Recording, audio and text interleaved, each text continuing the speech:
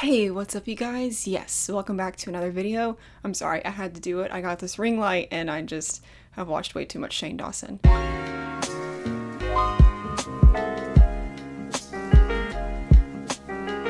So in basically every one of my live streams and in my Instagram DMs and anywhere someone can contact me, I've been asked to make a video about Billie Eilish. And I kept ignoring that because I don't know why everyone was obsessed with Billie Eilish. And I have now spent a week and a half where I've listened to her entire music discography. I've seen every one of her music videos, though I did not finish You Should See Me in a Crown for obvious reasons, and I've watched a ton of interviews with her. I know Billie Eilish more than she knows herself at this point, so I decided to go ahead and make the video because a lot of you requested it, but also because there's a lot of theories surrounding Billie Eilish, so I thought it was very fitting that I finally have this ring light and a good microphone and everything, because I am now Shane Dawson, diving into some theories about Billie Eilish and her sudden rise to fame, and maybe there was some dirty work that went in behind that. So her very first song published to Spotify was published in 2016. Now her very first EP didn't come out until 2017, and she had already been blowing up before the release of her most recent album and her only full-length album, When We All Fall Asleep, Where Do We Go? She accumulated a lot of followers very fast without even having a full-length album, just some singles and an EP. Anushka Patel posted an article on studybreak.com. It was in late 2018, and she talked about how quickly Billie accumulated followers. In November of 2017, she had 250,000 followers on Instagram, but by December of 2018, she had over 9.3 million.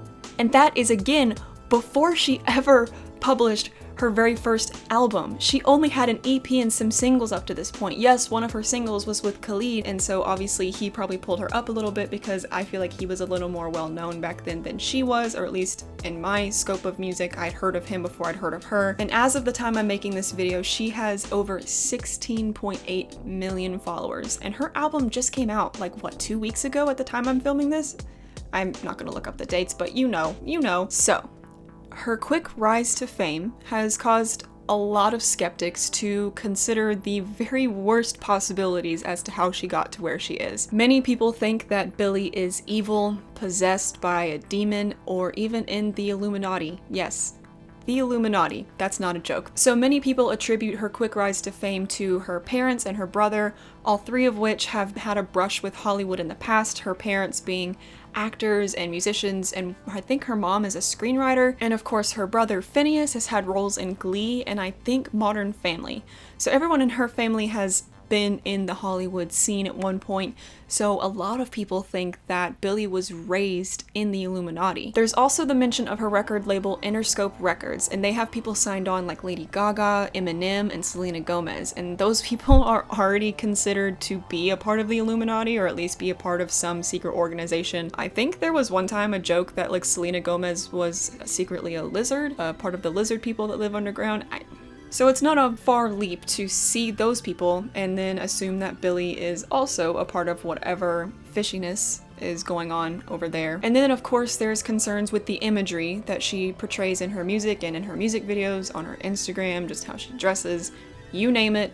Everyone thinks it's evil. There is a darkness to it, and Billie herself has admitted that with her most recent album cycle, she's been trying to touch on people's biggest fears. Things like scary clowns, spiders, and sleep paralysis demons, even though honestly the last one is more of a meme now than anything, but that's irrelevant. The cover art for her newest album features her with a creepy grin and white eyes, simulating demon possession. Many people also reference this picture of Billie with 666s on her forehead, and also the fact that she follows 600 some odd people on Instagram and tends to keep that number pretty consistent. I don't think this is a sign of Billie being evil. I think she's just trying to be an edgy, cool teenager, and that's the way she's choosing to express it. Not that she's using the number for its origins, if that makes any sense. Moving on. And then of course the infamous Bury a Friend music video is brought up numerous times as an example of how demon-possessed she is, as she is under someone's bed with blacked out eyes, her feet contort really weird when she's walking through the hallway, and of course this image of her upside down that is historically used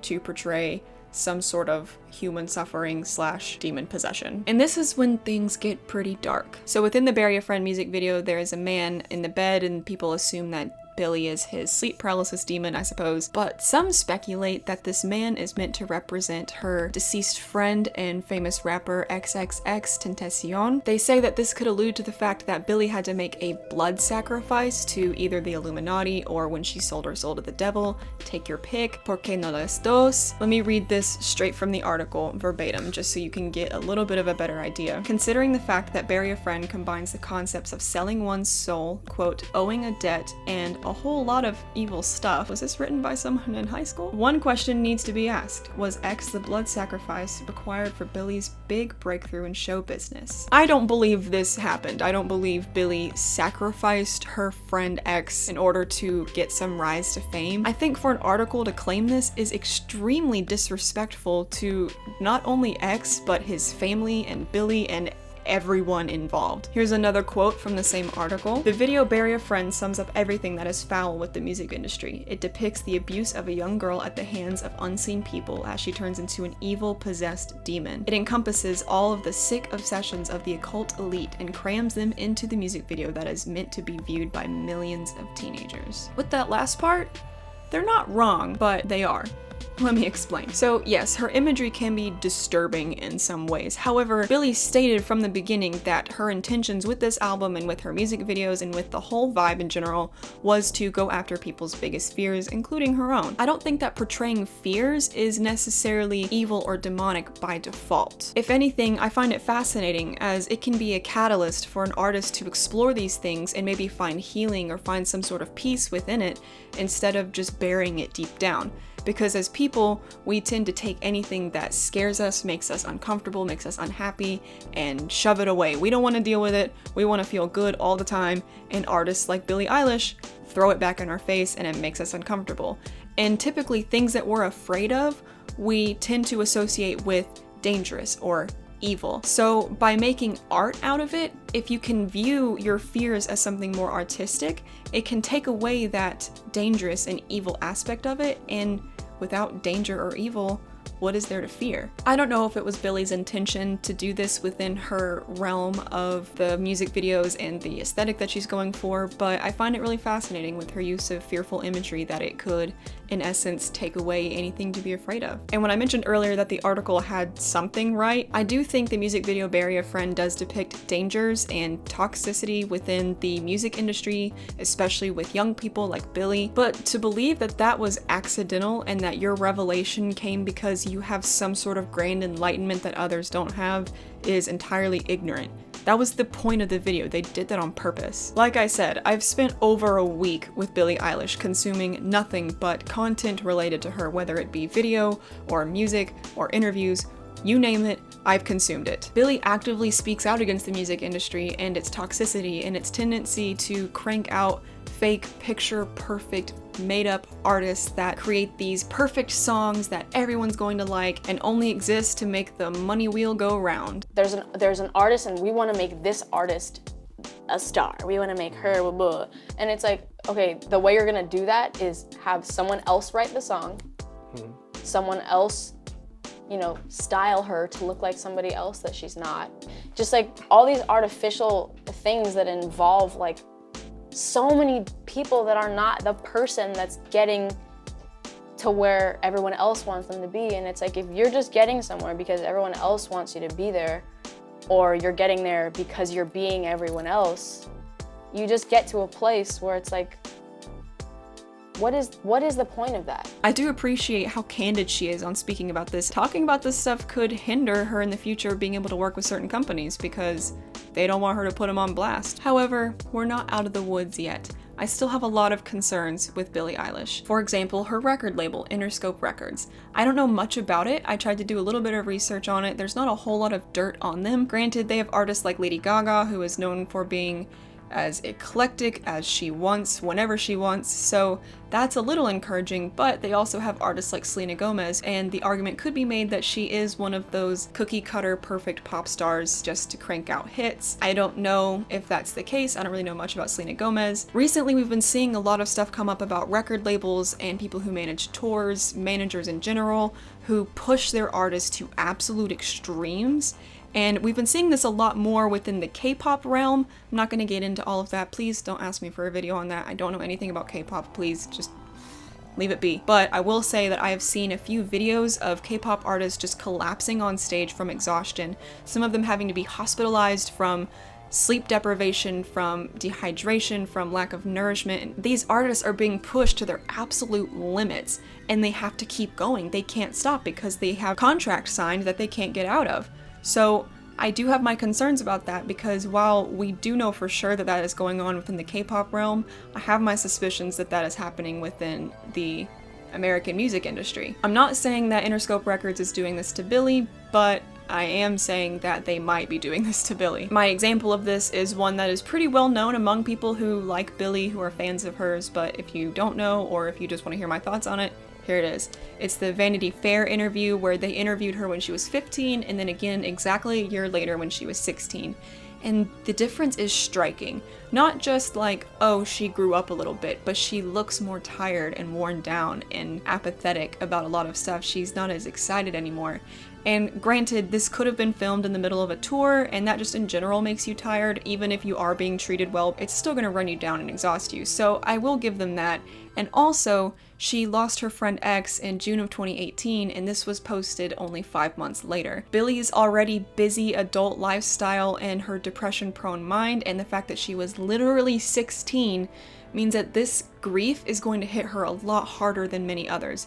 Grief takes a lot out of a person, but when you already have so many things stacked up on top of that, it's going to wipe you out. So it's understandable that she would be a little more worn down in this interview here than she was at 15 before all of this stuff happened. But it is still a bit concerning because those things help explain it, but I don't know if they explain it completely. I still think there's more that we don't know, but we may never know unless she speaks out about it. But she's been known to speak her mind even when she shouldn't, so hopefully if there is anything going on, she will let people know and not hide it. However, she has stated in previous interviews that whenever she's going through something, she won't tell people because she doesn't want them to help her. And that is concerning, considering again how young she is, how vital it is for her to have a support system when she's navigating this adult life at such a young age. Have I said concerning enough? It's concerning. Technically, she started making music at what, 13? I think maybe 14 when they first recorded. So 14, 15, 16, you're not grown. A lot of kids that age think that they're grown, but you're not. Even Billie at 17 knows she's not grown. I've said this before and I'll say it again a million times until people understand this, but your brain doesn't stop developing until you're 25. It's not done cooking until you're 25 years old. And a lot of psychologists believe that the adolescent age lasts until you're 25. I'm 22, 23 is not far on the horizon, but I'm technically still an adolescent if you think about it that way. This little meat slab is still growing. She's not reached her full potential, I hope, because I need a better brain. I really hope she grows into something a little better than what it is now. I need some help. This isn't a point against Billie. I'm not saying she shouldn't be doing what she's doing because she's so young. She and her brother are a songwriting match in heaven, if I can say that. I think she has immeasurable potential if she can just find a way to navigate through this lifestyle at such a young age and keep her head on straight. I do have another point of concern with Billie, and this would be with her song Listen Before I Go.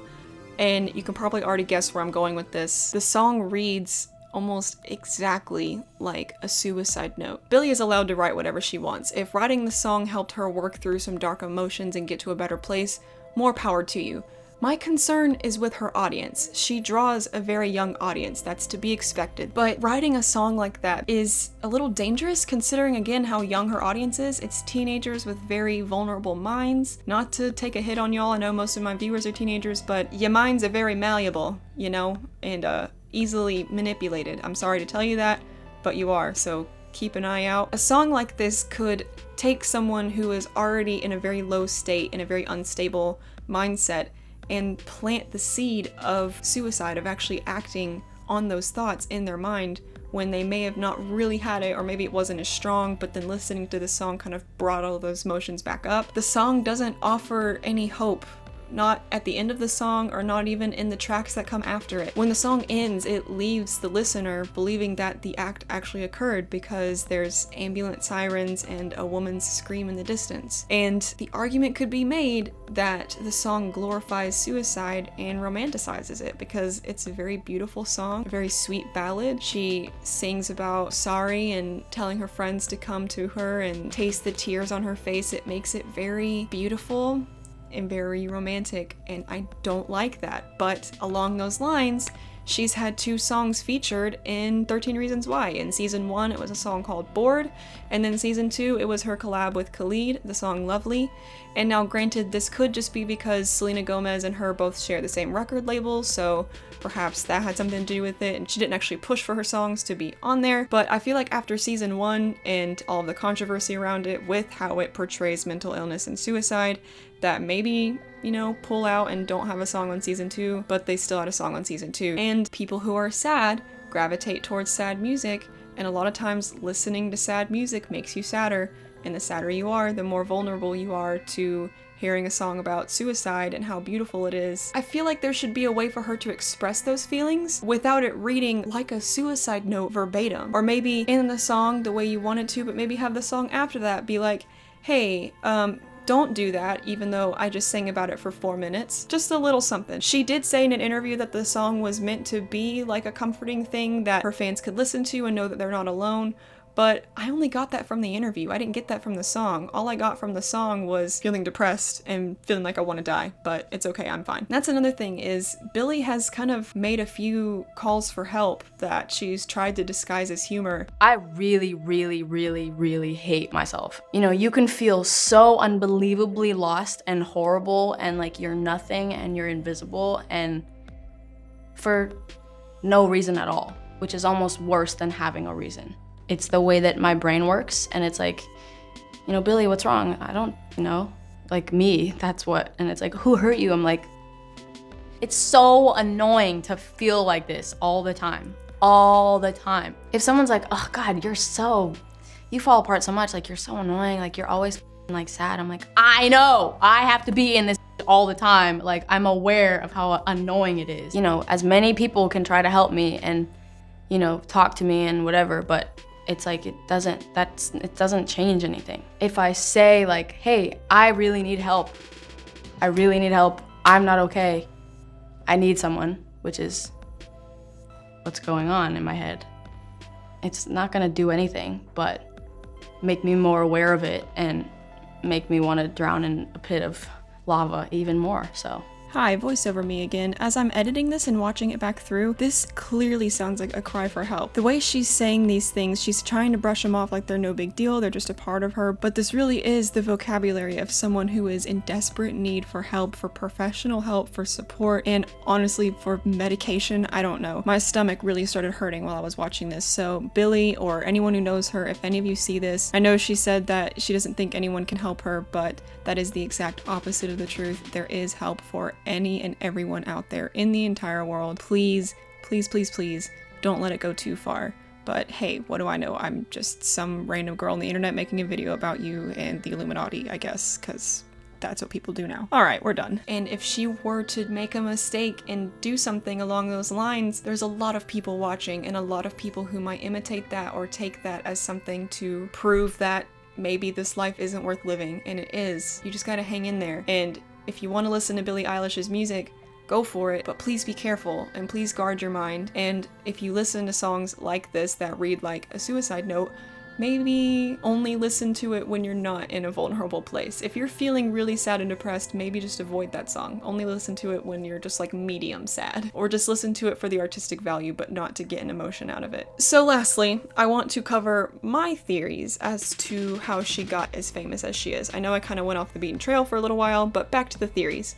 I don't think it's the Illuminati. I don't think she sold her soul to the devil. I think she is playing with these evil imageries and not really understanding the full depth of what that might mean, like the 666s. Also, people use the example of the upside down cross as an evil image, but actually the upside down cross is symbolism for Saint Peter.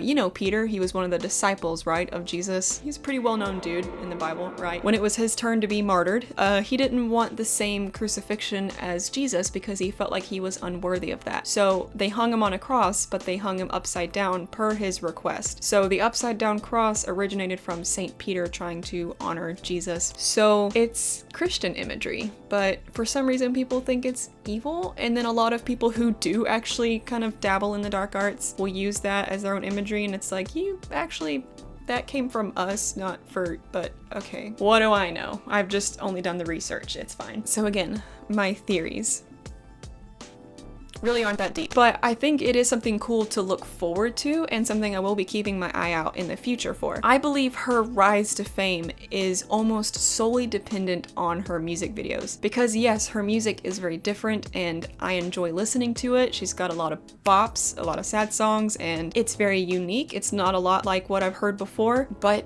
a ton of artists are like that. I know a lot of underground artists that make really good music that just haven't had a breakthrough. I think her rise to fame is largely in part to her music videos.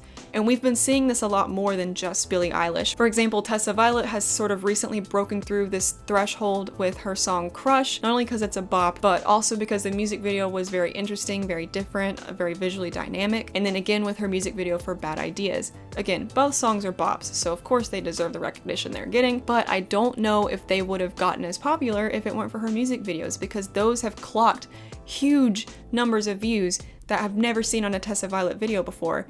And she's been making music for a while. The very first time I saw her play music was December of 2014, and she was playing in someone's living room. And now she's playing arenas. She's touring with Dodie Clark, she's touring with Bry, she's touring with Coin, and I think it's not just because her music is really good, but it's the music videos that grab people's attention. You also have Half Alive, and they've had some interesting music videos before, and actually the lead singer, I know his name is Josh, I don't remember his last name, he used to be in a band called The Moderates, and I liked them, but they never really broke through this sort of ceiling. But with Half Alive, they started making some music, they'd been around for a minute, and then they came out with Still Feel and the music video for it, and that video clocked like 18 million views. And now everyone knows that song, everyone's seen that video, people love it. And it's because it's very weird and incredibly shot and directed. I love the colors and the symbolism and the 70s vibe and how it feels like it's a one-shot take, how the camera keeps moving with everything. It's almost a little disorienting. It's incredible. And I don't think that that song, while being a great song, would have gotten the traction it got without the music video. None of their songs, including Still Feel, have the same number of streams on Spotify as the music video does on YouTube. So looking at some of Billie Eilish's music videos would explain how she got as big as she is, because that's how I first found out about her, was seeing her on my Instagram Explore feed. I would see videos of this girl with like black tears streaming down her face. I would see the video of her with the spider coming out of her mouth. That's how I first kind of got wind of who Billie Eilish was. I still didn't click on that because I was like, that's weird. I'll just let the kids have fun with that, because yes, she appeals to a very young audience. But I don't think that it should be a cringy thing. I think you should be allowed to listen to any music you want regardless of your age and say, well, only teenagers listen to that. It's so cringy that you listen to that. No, you're allowed to listen to what you want. Stop invalidating the interest of young people. Thanks. I think what was really a launching pad for her was the song Lovely, and that music video was published in April of 2018. That one is beautiful. Honestly, I think that's one of my favorite music videos of hers. And then we have the infamous You Should See Me in a Crown, which came out in August of 2018. This is the one I saw all over my Instagram Explore page with the spider coming out of her mouth and the spiders on her face, and I did not want to click on that. I kept moving, but I think that one really got her a lot of attention. I think that's what made her jump up millions of followers on Instagram, like that one article talked about, her having like 9.8 million by December of 2018, and this came out in August, so it's very likely that she gained that huge following because of how just weird that video was and how disturbing it was, but it was something new, something we've not really seen before. It was a young girl doing it, it wasn't a metal band, none of it was really expected, and I think that's what grabs people's attention, is when things are unexpected. And then you have When the Party's Over, that came out in October of 2018. That's the one with the black stuff pouring out of her eyes. It was all over my Instagram Explore page. And then you have the Bury a Friend music video, which came out late January of 2019 and has already clocked over 100 million views, compared to Bellyache, which was one of her very first music videos, which came out in 2017, but I don't really feel like it got a lot of attention until later when she had already become popular. But that one is at 170 million views after 2 years, and Bury a Friend at 100 million after only 2 months. So this is a very long-winded way of saying that I think music videos are becoming extremely important in mainstream music consumption. Especially within the last 5 years, we've seen music videos become almost just as, if not more important than the single you're releasing. You release a single, people are excited, but if you release a single with a music video, people lose their minds. But the music video has to live up to the hype. It can't just be a band mouthing along to the words, or maybe like a couple of actors acting out what the music video means. That just doesn't cut it anymore. People want something visually interesting and eclectic and different. They don't want to just see people mouthing the words. And Billie Eilish delivers that. And so do so many other artists that are up and coming right now because they're making incredible music videos. It's gonna be really interesting to see how that affects the music industry and how people consume music in the future, because we're placing a lot of emphasis on that. And I think that's really cool. I love music videos, and I love that this sort of box that they had been in for so long, back when it was just like MTV playing music videos, they're finally breaking out of that and just seeing how weird they can make a music video, and I just freaking love that. I eat that up. I love a good music video. I love when the music video is just as, if not almost more powerful than the song itself. It's incredible. So much can be done. There's so much potential. And artists like Billie Eilish, or like I mentioned before, Tessa Violet and Half Alive, 21 Pilots, I'll throw them a bone in the video since you all know I had to do it. They're all experimenting with how crazy they can make their music videos, or what story they can tell through the music video. And it's really fascinating, and I'm really excited to see where that turns out. This has been your music podcast for the day. I hope you enjoyed it. I hope that now that I've made this video, you guys will stop asking me about Billie Eilish. Yes, to conclude all of it, I really like her music. I really like her new album. I liked her old stuff too. I'm interested to see what she's gonna do next, and I really hope that she doesn't lose her mind, because she's so very young and in such a scary work environment. Thank you for watching. I hope you enjoyed this. Maybe you learned a thing or two. Maybe you got bored and clicked away, but if you're still here, God bless you. Leave a comment saying Illuminati, more like Illuminati. Make sure to hit like and subscribe, because if you don't, you will wake up tonight with sleep paralysis and I will be the demon sitting on your chest. Thank you for watching, and I'll see you in the next one. Peace.